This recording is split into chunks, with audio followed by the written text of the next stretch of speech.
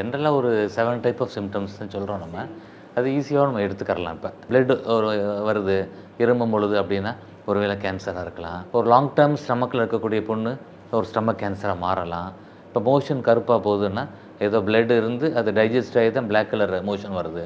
அப்போ குடல் சார்ந்த ஏதோ ஒரு கேன்சர் ஏதோ உள்ளே இருக்கலாம். இப்போ ஃபீமேல் கேன்சர்ஸ்னு எடுத்துக்கிட்டிங்கன்னா எனி ஒரு சேஞ்ச். இப்போ லேடி அவங்க டெய்லி எப்படியும் குளிக்கிறாங்க, ட்ரெஸ் மாத்திரம் எல்லாம் பண்ணுறாங்க, ஏதோ ஒரு அப்நார்மலாக ஒரு கட்டி தென்படுது, ஸ்கின் திக்காக இருக்குது, இந்த ஆரஞ்சு பழத்தோல்னு சொல்லுவாங்கள்ல, கொடி ஓராங் அப்படின்னு சொல்லுவாங்க, அந்த மாதிரி ஒரு டைப் ஆஃப் இருக்குன்னா மேபி ஒரு சஸ்பிஷன். இல்லை டிஸ்சார்ஜ் ஏதாச்சும் வருது, கிரீனிஷாக வருது, ஒரு பிளட்டியாக டிஸ்சார்ஜ் வருதுன்னா ஒருவேளை ஒரு கேன்சராக இருந்துடலாம். போய் அவங்களோட ஃபேமிலி ஃபிசிஷியனை கன்சல்ட் பண்ணணும். அந்த மாதிரி இப்போ யூட்ரைன் கேன்சர்ஸ் எடுத்துக்கிட்டிங்கன்னா ஜென்ரலாக எல்லாருக்குமே அந்த மென்ஸ்ட்ருவேஷன் இருக்க போகுது. மாதத்துக்கு ஒரு 3 நாள் to 5 days இருக்க போகிறது.